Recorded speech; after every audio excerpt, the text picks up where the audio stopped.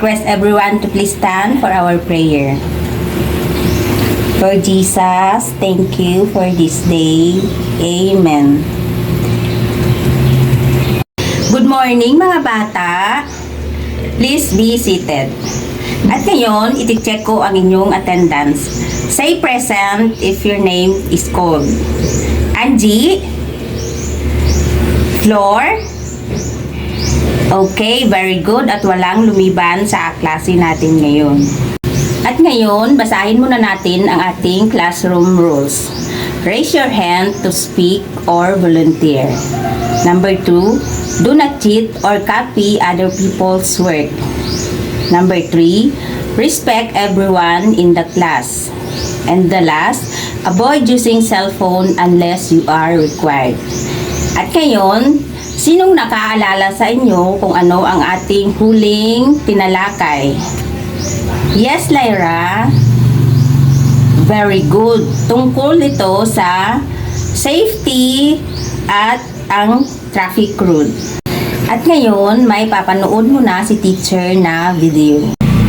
Pero bago tayo magpatuloy, ay basahin muna natin ang ating objective. After going through this lesson, the students are expected to identify the good and bad nutrition, malnourished, overnourished, and undernourished. Appreciate the importance of good and bad nutrition and draw the good and bad nutrition for our body. Class, anong napansin ninyo sa video kanina? Yes, very good. At ngayon, may papagawa si teacher sa inyo. Ang activity natin ay Guess Me. I-group kayo into 4 groups. This is the group 1, group 2, group 3, and group 4. Ang gawin lang ninyo ay identify kung ito ay good or bad nutrition. You understand, class? Okay. Class, how did you find our activity? Did you enjoy? Okay, very good. At ngayon, ay may papakita si teacher na mga larawan sa inyo. Class, anong napansin ninyo sa picture na pinakita ko? Yes, Krisha. Mataba at payat. Okay, very good. Dahil ang lesson natin ngayon ay tungkol sa good and bad nutrition.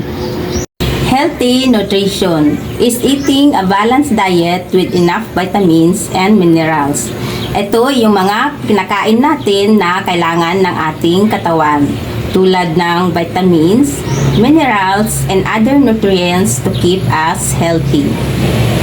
Unhealthy nutrition involves excess consumption of processed foods, unhealthy fats, and added sugars. Ito yung mga pagkain na hindi nakakabuti sa ating katawan, tulad ng pagkain ng sobrang processed foods or yung mga dilata, at saka yung mga fats and yung mga added sugars o yung mga matatamis. Malnourished means poorly nourished due to insufficient or unbalanced diet. Ang malnourished ay ito yung kakulangan ng mga pagkain or hindi sapat sa na kinakain natin araw-araw.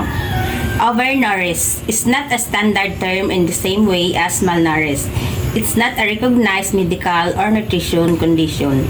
Ang overnourished ay ito yung pag-consume natin ng sobrang mga pagkain na hindi kailangan ng ating katawan.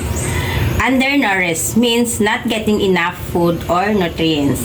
Ang undernourished naman, ito yung mga kulang na kinakain natin na dapat kailangan ng ating katawan. May naintindihan ba kayo sa ating dinalakay kanina? Okay, very good. Kung ganun ngayon, mag-activity tayo. But before that, basahin muna natin ang ating instruction. Write down at least 5 kinds of healthy and unhealthy foods. Get one half crosswise sheet of papers and answer the following question. I will give you 5 minutes to finish your work. Okay, tapos na ba ang lahat? Okay, pakipasa na sa harapan. Ngayon, mag-activity tayo again. With the same group, draw your favorite food and each group will choose one representative to discuss about your chosen food. I will give you 10 minutes to finish your group activity. Are you done, class? Okay, pass it forward and explain your chosen word. In your assignment notebook, draw at least 5 healthy foods at your home. Tapos na ba ang lahat? Okay, everybody stand up. Goodbye, class. Goodbye.